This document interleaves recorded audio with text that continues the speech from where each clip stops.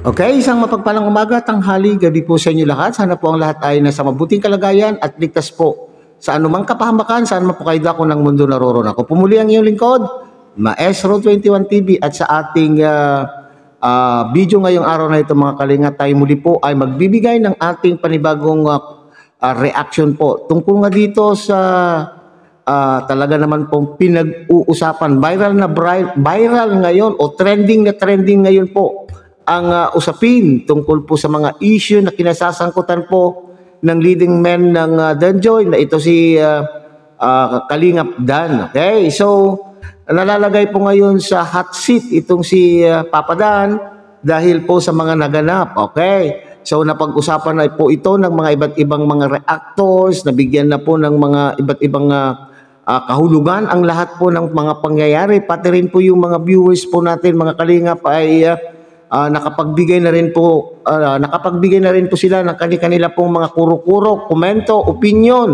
tungkol po sa mga sitwasyon. Okay? At saka ito po ay nagkasanga-sanga.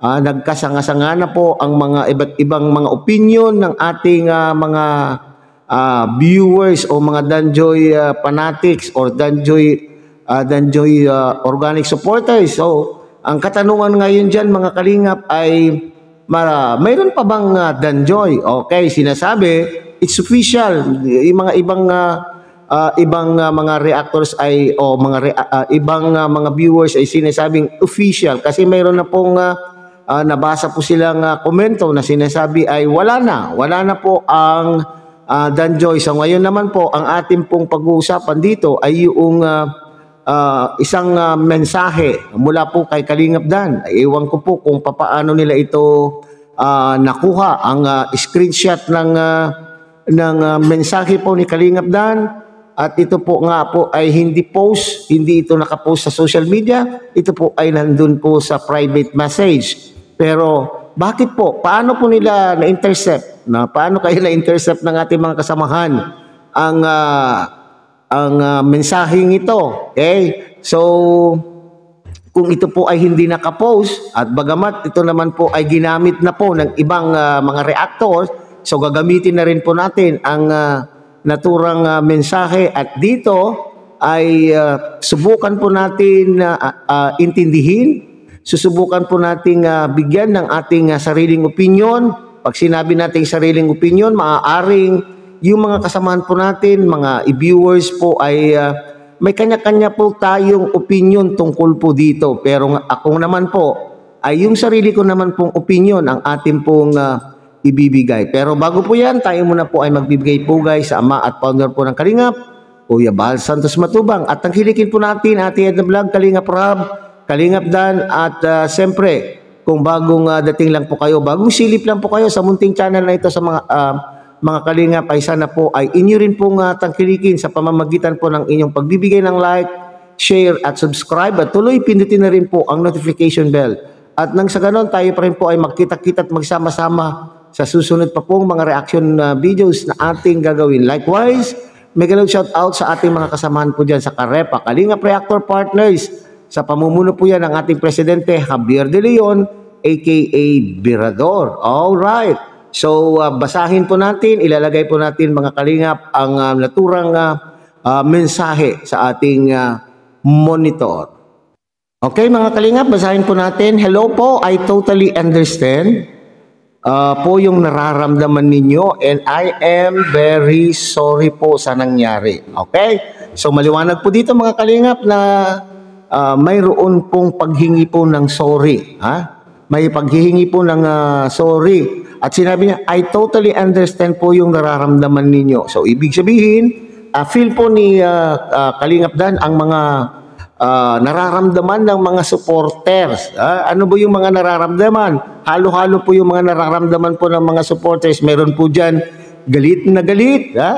Meron po dyan nalulungkot. Meron naman din pong mga supporters na naiintindihan po yung sitwasyon. Sabi ko nga po sa mga nagdaan po nating content, nagdaan po nating content, sinasabi ko po yun na it's high time for Kalingap Dan na siya po ay bumuo ng kanya pong sariling pamilya kung ito po ay totoo po yung mga chismis o totoo po yung mga issue na ikinakabit po sa kanya. So, dito po ay nanghihingi po ng kapatawaran o naghingi po ng kapatawaran bang tawag yan? Sorry. Naghihingi po ng sorry po itong si Kalingap Dan. Hindi ko po ito intention. Okay, wala daw po sa intention na at plano gawin. Hindi niya inisip na gawin at hindi din niya planong gawin ang bagay na ito. Pero sabi niya, naipit lang din po ako sa sitwasyon na at nahihirapan po ako at nahihirapan daw po siyang magdesisyon. Saan? Dito naisip ko mga kalingap, saan kaya naipit na sitwasyon? Naipit pa ba doon sa sitwasyon na at nahirapan siyang magdesisyon kung ano ba ang itong gagawin po niya? Halimbawa, ito yung sitwasyon na sino ang kanya pong pipiliin? Yung sinasabing future wife? O yung damdamin ng mga taga-suporta at damdamin po ni Joy Diwata. Parang ganun po, di ba? Kung inisip niya siguro, paano na? Kung dito po ako kay Joy Diwata, paano naman po yung aking magiging future wife at magiging future children, pagiging anak, di po ba? So, yun po ba yung desisyon na yun ba yung doon kaya siya naiipit at nahihirapan po siyang mag-decide kung ano? Okay, sige, tingnan niya natin. Gusto ko po ipagpatuloy ang love team para tuparin po ang pangako na 4 na taon. Kaso, dumating po yung oras na malaman ang nangyari ngayon. So, ibig sabihin pala, may usapan. Bago po pinasok po ni Kalingap Dan, itong love team po o yung pagpaparis po nila, yung pagpaparis po nila ni Joy Diwata ay ibig sabihin may usapan na hanggang 4 na taon. Pag sinabing 4 na taon, ibig sabihin ba dito ay upang matapos po si Joy Diwata sa kanya pong pag-aaral. So ibig sabihin, kasi ang mga nakikita po natin na mga komento po ng mga viewers, mga kalingap ay sinasabi na itong si Kalingap Dan ay ginamit lamang itong si Joy Diwata upang umangat ang kanyang channel. At the same time, ay meron din naman po nagkokomento na itong si Joy Diwata ay ginamit lang din niya itong si Dan. Parang dito, ang unawa ko dito ay kontrata. So, ibig sabihin, itong si Joy Diwata ay ginamit itong si Kalingap Dan upang siya po ay makilala po siya ng mga sponsors po natin. Hindi ba ganon, mga Kalingap?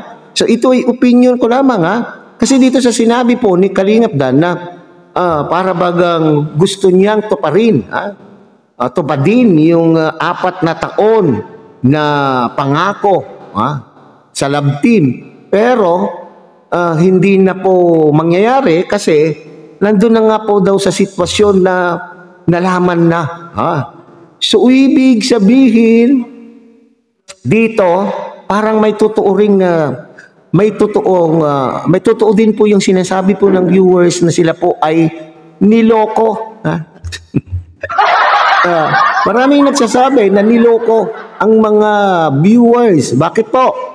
So dito kasi parang nauunawaan ko na sinasabi po dito ni Kalingap Dan na bago man pa po may nagaganap na pong ganitong sitwasyon habang nandun po itong si Kalingap Dan sa love team. So ito na naman po, papasok na naman kasi yung sinasabi na sinasabi po nila na hindi ipaparis yung may jowa. Hindi paparis sa Kalingap Angel yung may jowa. Kasi may komplikasyon po yan, hindi po ba? So dito, sinasabi na yung 4 na taon at nahirapan po doon at kaya lamang nalaman na po yung sitwasyon. Ibig sabihin ba, kung hindi pa natin nalaman yung sitwasyon, kung wala pang nagbulgar, wala pang nagsabi tungkol po dito, ay ipagpapatuloy pa? Ipagpapatuloy pa ba ni Kalingap Dan yung panluloko bilang isang sinasabi? Hindi, sorry sa pagsasalita ko ng paggamit ko ng panluloko doon sa viewers, na siyempre ipagpapatuloy niya yung love team, na alam po naman na hindi pala yan totoo. So ibig sabihin ito ay isang panlilin lang sa ating mga viewers, kasi alam po niya na nasa sitwasyon na gano'n, ipinagpapatuloy pa yung love team.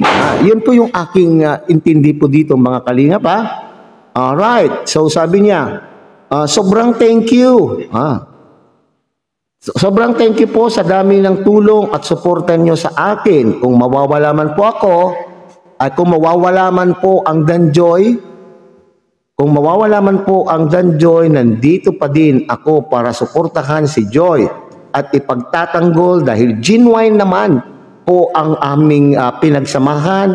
Sorry ngayon at sorry again and thank you. Okay? So genuine po naman din po yung samahan po nila. So ibig sabihin, hindi niya niloko po itong si Joy Diwata, at naintindihan po natin na maaring usapan ito, usapan at the beginning, sa simulat sa poll pa lamang ay alam po ni Joy Diwata at lahat po ng Kalingap Angels na kapag sila po ay inilove team, ay love team lamang. Okay? So yung sinasabi nating sila po ay magkakatuluyan, ay bonus na lamang po yun, mga Kalingap.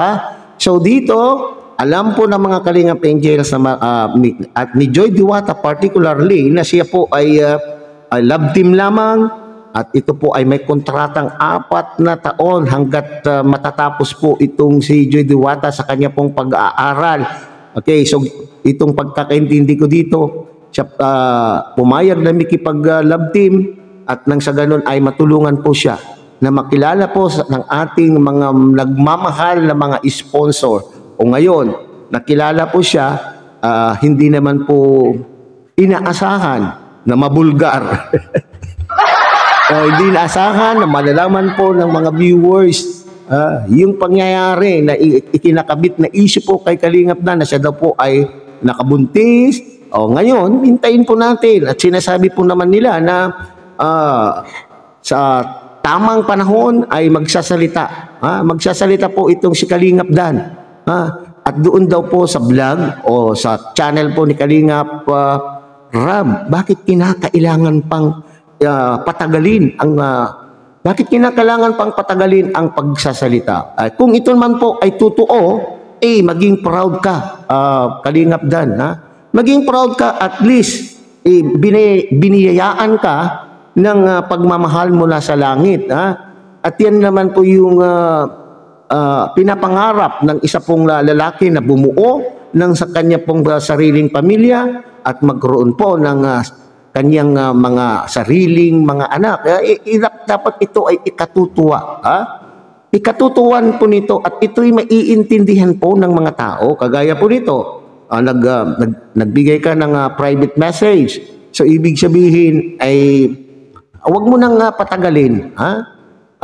Kasi although baka mamaya sabihin, I do not owe you any explanation, pero siyempre alam po naman po natin na yung itong mga nagmamahal po sa inyong tandem ay talaga naman pong nahihirapan na doon sa sitwasyon.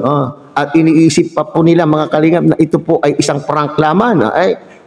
Kung mayroon na ganitong involved na na taong isa pang tao, ay wag na po siguro. Huwag nang patagalin, magsalita na, at upang sa ganun ay malinawan. At ngayon, kung mamahalin ka pa rin ng mga Danjoy supporters, ay walang problema po diyan, mga Kalingap. Okay? So yan po So hanggang dito na lamang po tayo siguro, mga Kalingap. Muli, tangkilikin po natin Kuya Bal Santos Matubang, Ate Edna Vlog, Kalingap Rab, at Kalingap Dan. Muli, pinakikiusapan po kayo ng inyo pong lingkod na sana po ay inyo rin pong tangkilikin ang munting channel na ito sa pamamagitan po ng pagbibigay nyo ng like, share, and subscribe. At tuloy pindutin na rin po ang notification bell, at nang sa ganun tayo pa rin po ay magkita-kita at magsama-sama sa susunod pa pong mga reaction videos na ating gagawin. Isang mapagpalang umaga, tanghali, gabi po sa inyo lahat. Mabuhay po kayo at God bless everyone.